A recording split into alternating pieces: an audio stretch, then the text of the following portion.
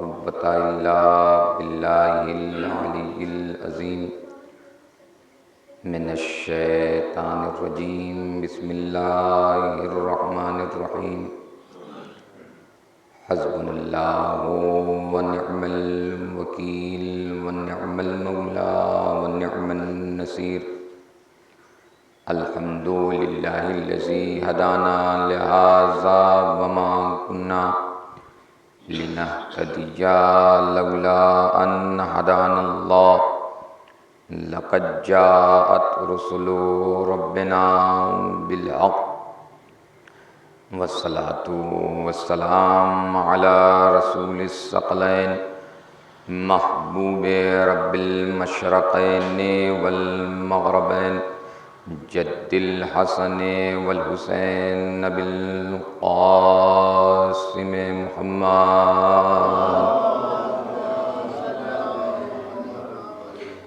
اما بعد فقد قال رسول الله صلى الله عليه وآله وسلم بسم الله الرحمن الرحيم إن الحسين مصباح الهدى وسفینۃ النجاة صلوات پڑھ لیں۔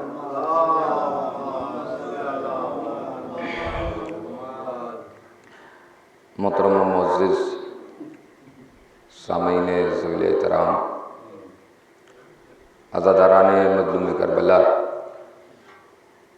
ماتمداران سید الشہداء، ایام ازاں کی آخری تاریخیں ہمارے درپیش ہیں اور ابھی تک ہم نے اپنے آپ کو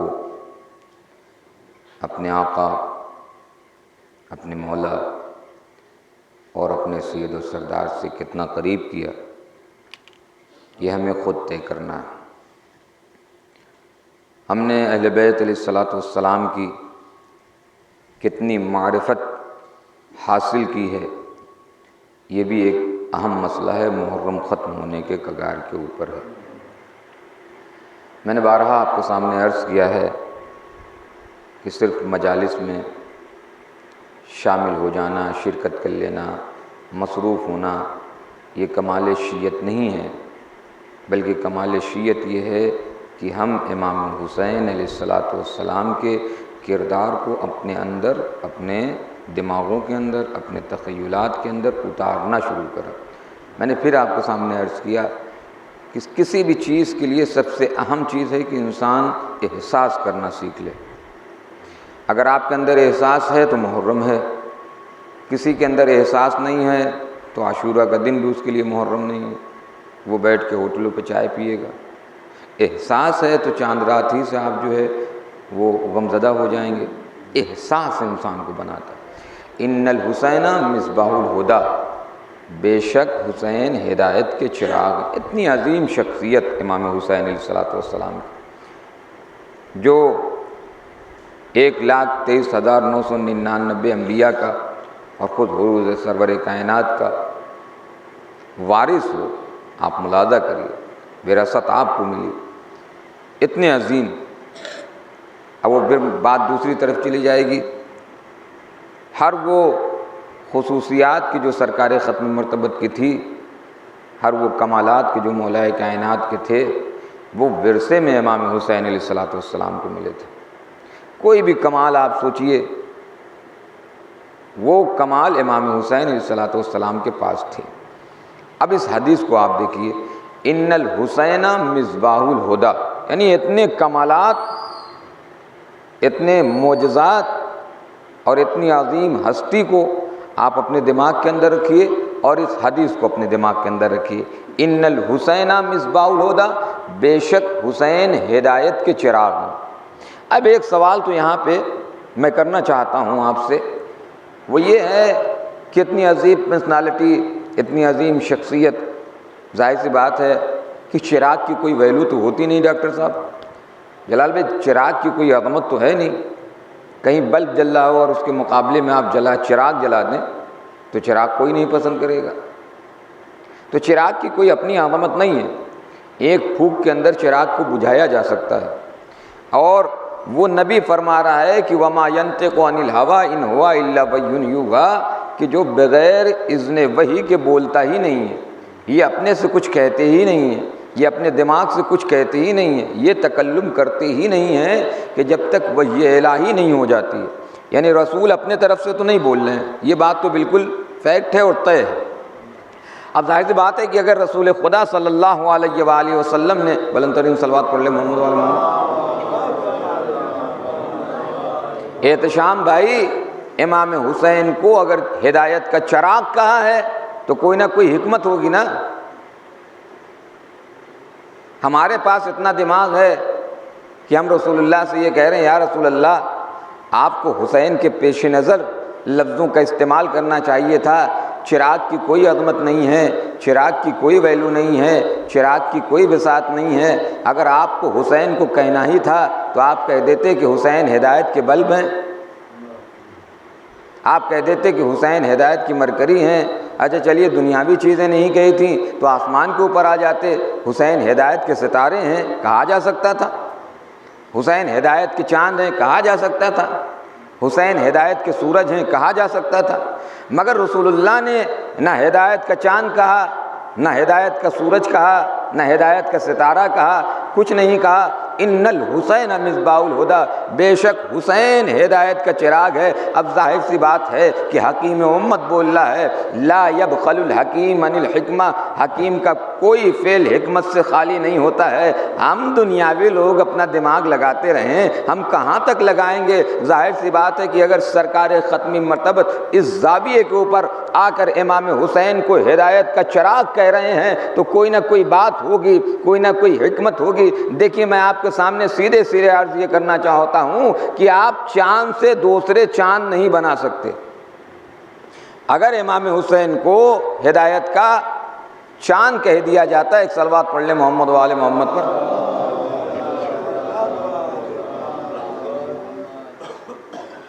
ان الحسین مصباح الہدی، ڈاکٹر صاحب میں یہ عرض کر رہا ہوں کہ ان الحسین مصباح الہدی کہ امام حسین کو ہدایت کا چراغ کیوں کہا گیا؟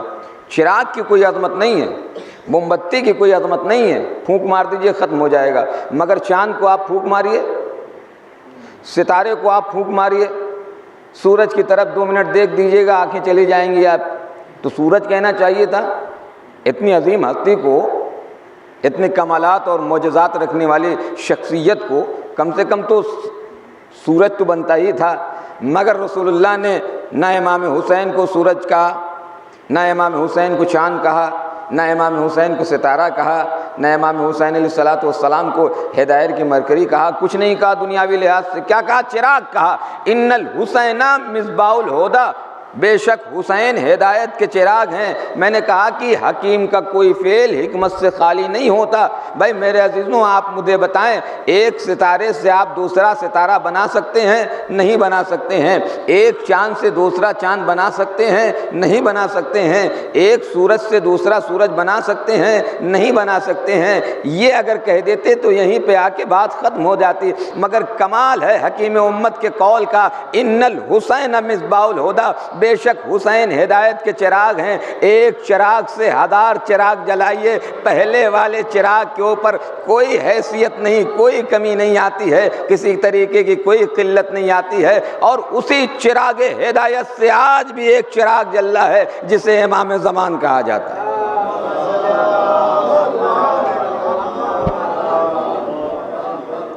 ان الحسین مصباح الہدی، بے شک حسین ہدایت کے چراغ، اور یہ چراغ حسینیت ہمیشہ ہمیشہ جلتا رہے گا۔ اب کمال یہ ہے کہ اگر کہیں چراغ جل رہا ہو اور آپ چراغ سے دور بیٹھ کے یہ چاہیے کہ پڑھ لیجئے، ظاہر سی بات ہے کہ نہیں پڑھ پائیں گے۔ چراغ یہاں جل رہا ہے اور آپ باغ کے اندر بیٹھ کے پڑھنا چاہتے اور کہیے کہ چراغ میں تو روشنی ہی نہیں ہے۔ نہیں، اس میں چراغ کی کمی نہیں ہے، آپ کی دوری کی کمی ہے کہ آپ اتنا دور کیوں ہیں۔ اگر حسین چراغ ہدایت ہیں اور آپ کہہ رہے ہیں کہ حسین ہدایت نہیں دے رہے ہیں، نہیں، آپ حسین سے پہلے وابستہ تو ہوئیے، تب یہ چراغ ہمیں ہدایت دے گا۔ ایک صلوات پڑھیں محمد وآل محمد پر۔ اور ظاہر سی بات ہے، دیکھیے ہم ہم نے امام حسین علیہ الصلوۃ والسلام کے دولت قدے کے اوپر، ان کی شخصیت کے اوپر، ان کے کمالات کے اوپر، ان کے امام ہونے کے اوپر ہم نے سجدہ ریز ہوئے تو ہم نے ہدایت پائی۔ اب بہت سے لوگ وہ ہیں کہ جو اس چراغ سے دور ہیں، تو جب آپ چراغ سے دور ہو گئے تو پڑھ نہیں پائیں گے، جب آپ چراغ سے دور ہو گئے تو راستے چل نہیں پائیں گے، اس لیے کہ اس سنگلاخ راستے کے اوپر چلنے کے لیے یہ دنیا کے راستے اتنے آسان تھوڑی ہیں۔ یہاں چلنے کے لیے کم سے کم انسان کو ہمیں وقت ایک چراغ اپنے ہاتھ میں رکھنا ہے۔ بھائی رات میں ہم اٹھتے ہیں تو ذرا سا وہ کمرے سے جو ہے وہ ٹوائلٹ تک جانا ہوتا ہے تو ایک جو ہے وہ مرکری ٹارچ لیے ہوئے ہیں، کیوں؟ کہیں بھی کچھ مل سکتا ہے۔ تو یہ دنیا کا راستہ کہیں بھی کسی طریقے کے لوگ مل سکتے ہیں، کہیں بھی کوئی شیطان مل سکتا ہے، کہیں بھی کوئی بہکانے والا مل سکتا ہے، تو ایک چراغ اپنے ساتھ رکھیے۔ ان الحسین مصباح الہدیٰ، بے شک حسین ہدایت کے چراغ ہیں۔ اچھا حدیث یہیں رکی نہیں، حدیث اور آگے بڑھی، وَالسَّفِینَةُ النَّجَاةُ، بے شک حسین کشتی نجات ہیں۔ اب اگر کسی کو نجات پانا ہے تو وہ حسین کی کشتی کے اوپر سوار ہو جائے۔ نبی اپنے بیٹے کو بلاتا رہا، وہ بلندی کے اوپر کھڑا رہا، جناب نوح کہہ رہے ہیں کہ میرے لال آ جاؤ کشتی میں، نجات پا جاؤ گے، مگر وہ بیٹا اپنے لحاظ سے سوچ رہا ہے کہ کشتی بہہ جائے گی، میں تو بہت اونچائی کے اوپر کھڑا ہوں۔ یہ جو لوگ اونچائی کے اوپر کھڑے ہوئے ہیں اور حسین کو چھوڑ کے کھڑے ہوئے ہیں، یہ ایک دن بہہ جائیں گے، یہ ایک دن بہہ جائیں۔ انہیں لگ رہا ہے کہ ہم تو بہت اونچے اونچے لوگوں کے ساتھ ہیں، یہ خاک اونچے لوگ ہیں، یہ خاک اونچائی ہے۔ ایک مرتبہ جب دنیا کا تھپیڑا چلے گا اور طوفان آئے گا تو پھر آپ یقین جانیے حسینیت کی ہی کشتی ہے کہ جو ہمیں نجات دے پائے گی۔ بادشاہ حسین کی کشتی میں سوار ہو جائیں، وہ سفینۃ النجاۃ، بے شک حسین کشتی نجات ہیں۔ اب یہ بھی ثابت کرتا چلوں کہ حسین کشتی نجات کیسے ہیں، ایک صلوات پڑھ لیجئے محمد وآل محمد۔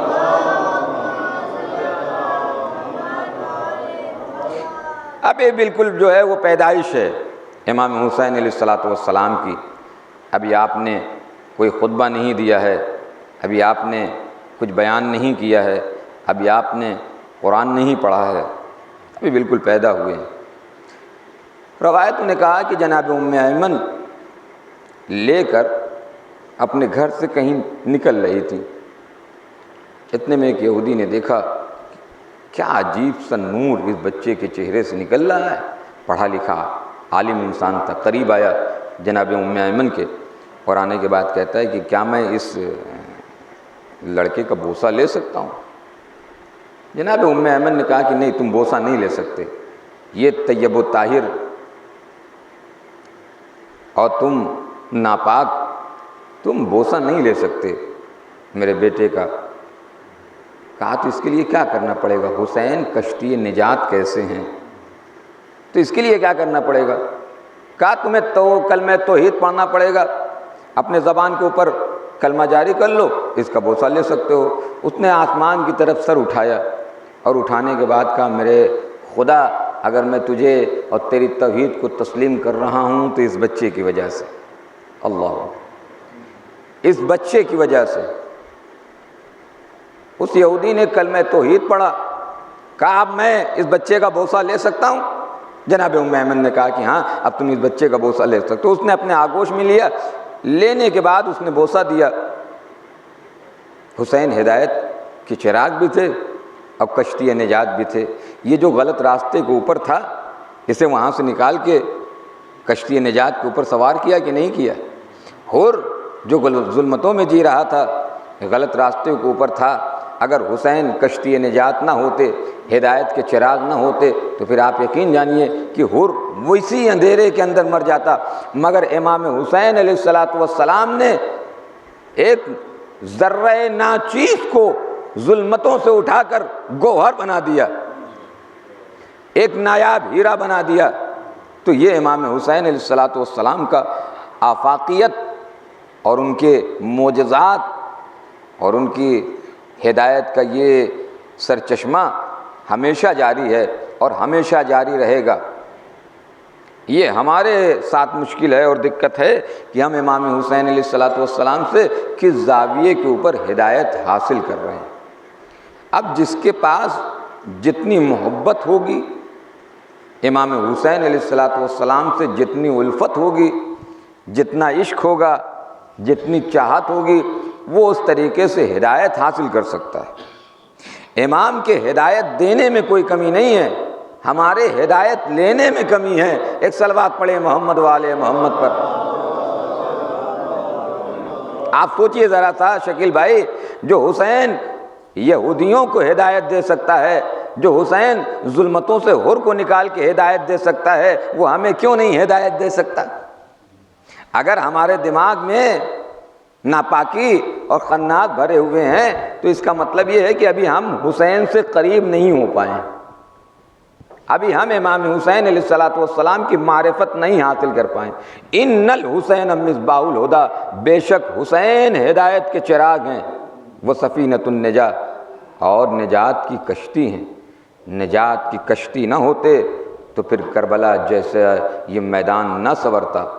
اور یہ کربلا صرف ہمارے رونے کے لیے نہیں ہے، یہ کربلا صرف ہمارے گریہ کرنے کے لیے نہیں ہے، یہ کربلا صرف ہمارے آنسو بہانے کے لیے نہیں، بلکہ کربلا کو دیکھو، کربلا کو پڑھو، کربلا کو سنو اور اپنے کردار کو اس زاویے کے اوپر صحیح کرو۔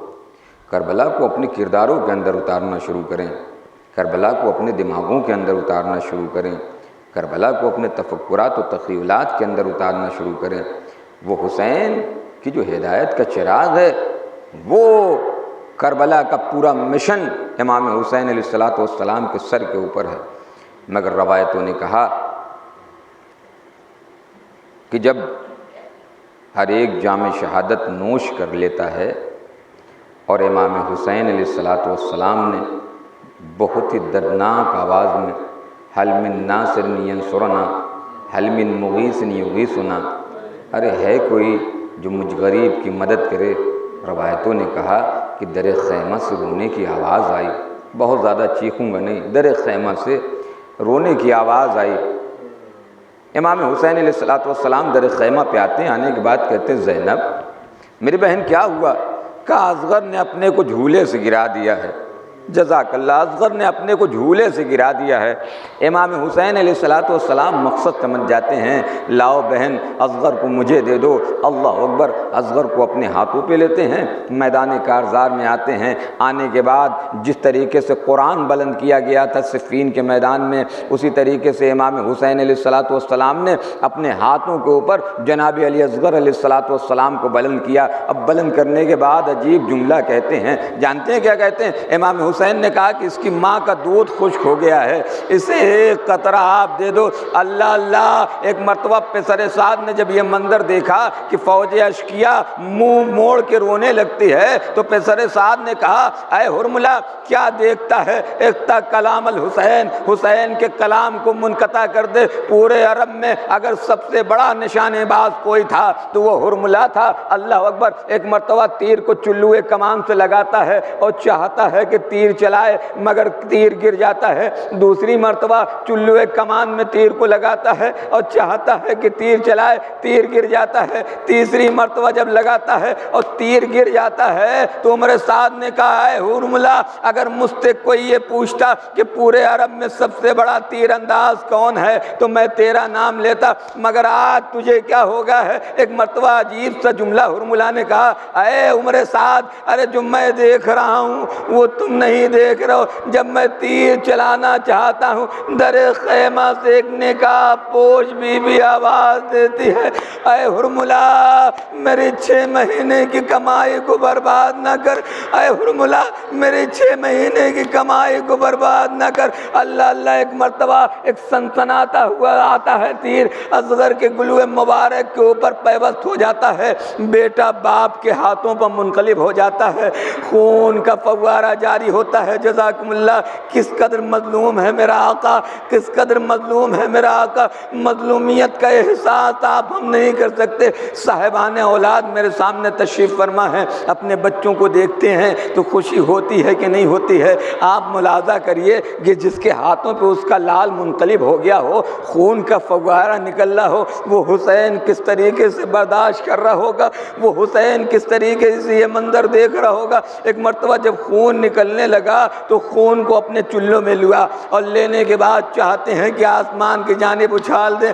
آسمان سے آواز آتی ہے، حسین اس ناحق خون کا ایک بھی قطرہ آسمان پہ آیا تو تا قیامت کوئی چیز نہیں اگے گی۔ حسین پریشان ہے، ایک مرتبہ چاہتے ہیں کہ زمین کی طرف ڈال دیں، زمین سے آواز آتی ہے، حسین اس ناحق خون کا ایک بھی قطرہ زمین پہ نہیں آنا چاہیے۔ امام حسین کو کچھ سمجھ میں نہیں آتا ہے، اپنے چہرے پہ سونے علی اصغر علیہ السلام کو ملا اور ملنے کے بعد عجیب سا مرثیہ پڑھا، میرے لال اصغر بیٹا، میں اسی طریقے سے روز قیامت اپنے نانا کے حضور حاضر ہوں گا اور کہوں گا، اے میرے نانا دیکھیے آپ کی امت نے میرے اصغر کا کیا عالم کر دیا ہے۔ اللہ اللہ، قیامت کی ہوائیں چلنے لگیں گی، فضاؤں میں حسین کے رونے کی آوازیں گھومنے لگیں گی۔ ایک باپ 6 مہینے کا بیٹا اس کے ہاتھوں پہ لیے کبھی ادھر جاتے ہیں کبھی ادھر جاتے ہیں۔ وَسَيَعْلَمُ الَّذِينَ ظَلَمُوا أَيُّ مُنقَلِبٍ يَنقَلِبُونَ۔ پالنے والے تجھے واسطہ ہے تیری عظمت و جلالت کا، تجھے واسطہ ہے اہل بیت علیہ الصلوۃ والسلام کی عظمت و جلالت کا۔ میرے اللہ جتنے مومنین مومنات جہاں کہیں بھی ہیں ان کی عزت و آبرو کو محفوظ فرما، جو مقروض حال ہیں ان کے قرض کو ادا فرما، جو پریشان حال ہیں ان کی پریشانیوں کو دور فرما۔ میرے اللہ جتنے مومنین یہاں پہ تشریف رکھتے ہیں ان کی تمام ترین خواہشات کو مکمل فرما۔ اے میرے مالک، ہمارے گناہان صغیرہ و کبیرہ کی مغفرت فرما، ہمارے والدین کے گناہان صغیرہ و کبیرہ کی بخشش فرما۔ میرے اللہ ان ایام کے صدقے میں، ان ذکر کے صدقے میں ہمارے مرحومین کے درجات میں اضافہ فرما، انہیں جوار معصومین میں جگہ عنایت فرما، ان کے گناہان صغیرہ و کبیرہ کی مغفرت فرما۔ میرے مالک تیرے عظیم بارگاہ میں عظیم دعا یہ ہے کہ ایسے اسباب مہیا فرما کہ حضرت زہرا سلام اللہ علیہا کے روضے کی تعمیر ممکن ہو سکے۔ میرے مالک تیرے عظیم بارگاہ میں سب سے عظیم دعا یہ ہے کہ ہمارے امام زمان کے ظہور میں تعجیل فرما اور ہم سب کو ان کے اصحاب و انصار میں شمار فرما۔